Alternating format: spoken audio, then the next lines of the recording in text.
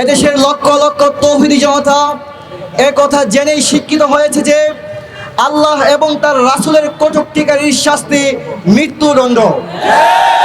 রাষ্ট্র যদি তার ব্যবস্থা না করে তাহলে এদেশের তৌহিদি জনতা তার সুব্যবস্থা করবে ইনশাআল্লাহ।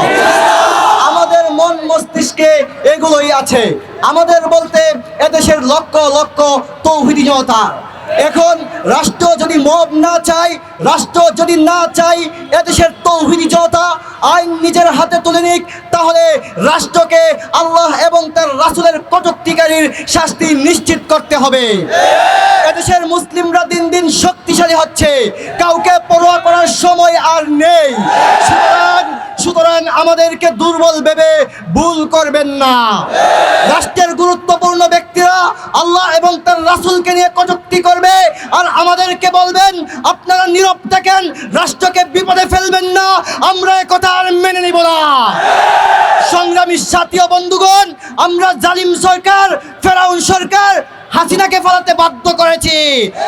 আপনারা যদি আল্লাহ এবং তার রাসূলের কটূক্তিকারী শাস্তি নিশ্চিত না করেন তাহলে আমরা এ রাষ্ট্রের বিরুদ্ধে দাঁড়াতে বাধ্য হব।